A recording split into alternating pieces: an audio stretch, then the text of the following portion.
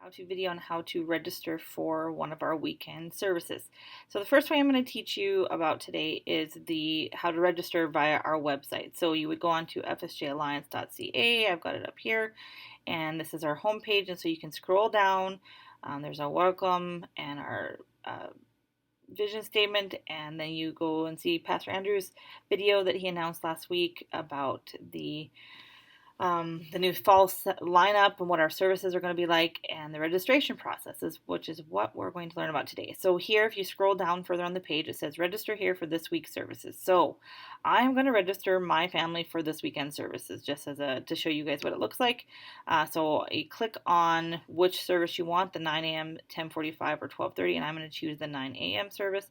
And so I click on the little graphic there, and it takes me to our registration page.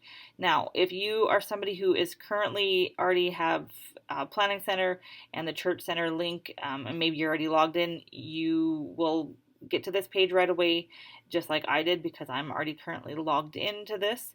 Otherwise, you would have to log in, and if you are not somebody that has a current login, it's really easy to just give your name and your email. I think that's all the information they ask for.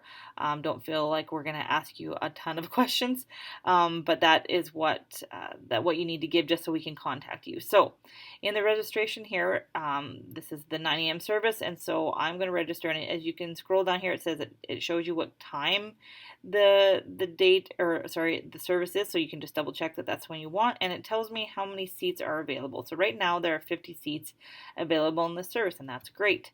So I'm going to click on register, and because there's 5 in my family, that's what I'm going to choose. There's only one option. It's a standard option, and that's just what you always choose. So I'm going to click 5 for my family, and then it allows me to click on this complete registration link, and that will you will get a confirmation email. It sends it right to my email address, and then if you see down here it says cancel online or contact the person in charge, which happens to be me right now. You can come back to this page or stay on this, or maybe you thought, oh no, I need actually 8 people that week because my family's in town. So you canceled it, you can do the process over again. Otherwise, the email you get will allow you to cancel it. And so that's the way, if you get to Saturday and realize, oh no, there's no way we're going to make it, we're all sick or something, then you can go online and cancel it. That way somebody, even on Sunday morning, is able to jump on even at 9 o'clock and see if there's any seats left for any of the services. So that is the best way to do that, and you'll see that the email just popped up in my email. Maybe we can go in there and check and see what that looks like. Oh, here's my test one. So view registration, thanks for signing up. That's a previous one that I'm going to show you guys though. Okay, so now say you want to go back and try a different service, or you're looking at a different service, and we go down to the same page, scroll down, and I'm going to try the 10:45 service. We're going to click on this. Now we get to this and we look at, oh, there's actually only 10 seats remaining, but I need 15. So you could register, and because your entire group can't make it, there's actually the option to click on here and get this. If you take those, it will actually pop up that you need some to be put on the wait list. So what I would do is I would say I need 15 people on the wait list, and then I would go 0 on this, and that way you have 15 people on the wait list. So say you have extra family in town this weekend, and you know you're not going to be able to fit in the service, but this is the one you want to attend. That way, when we have enough seats available for you, we can contact you. Otherwise, you can look at one of the other services also to see if say that scenario is your case. You can look at one of the other services and see if there's availability there. And so the same thing, you will complete the registration, you'll get an email about that, and then if enough seats do open, we will contact you. You will get an email. That is the best way, and we can do that. We just send you an email letting you know that you're on that your seats have become available. But otherwise, that is how you get on the wait list. So I hope that was helpful. I hope that that gives you a little bit of taste of what this looks like. Continuing on this video, the next one I will show you is how to do this via a mobile phone. So stay tuned. Okay, so now we're going to take a look at how to register for one of our services via your mobile phone. Obviously, if you have a web browser on your phone, you can go directly to our website on that and just go through the process that we did before. Otherwise, I would strongly advise you, encourage you to download our Church Center app. It is a really handy app, and I'll show you a few things once we're in there. Obviously, I already logged out of mine, so I could kind of show you the process of logging in. And for the sake of what we're doing today, I will show you how to find our church on there in case this is your first time doing that. So I'm going to put in Fort St. John Alliance Church, and I've learned the hard way.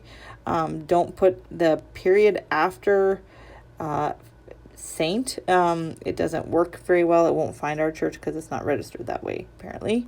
Fort St. John, BC. And then find Canada, and it should show up there. So we click on that. You say, yes, this is my church, or this is the church I want to go to. And then you go through that next. I'm going to pause talking for a minute here, and I will, I'm not going to show you my phone, so just hang 1 second. Okay, so once you enter your phone number, it will send you a code that you enter in, and then it takes you to this part here. And so if you're somebody who is logged in and part of our planning center system, if you have kids in the system, if you serve in any capacity, most people in our church that are connected already have a planning center login. So you would have that email probably as the one you're entering in. And so as you can see here, my kids pop up because they're usually the ones I register and sign in on a Sunday morning. Otherwise, I just click on my own profile here. And if this would be the step where obviously you'd enter your email and password and all that stuff if you're a new person so that you can log into this. And I do not want to enable Touch ID. And I should say too, you don't need to use your mobile phone for this. They do give you the option at the beginning there that you just use your email to sign in, so you don't actually need to put your cell phone number. I just do it for quick efficiency. Okay, so this is the main page of the app here, and I just love this app. It's really helpful and handy. Obviously, I have the screen darkening, so yours might look a little bit different.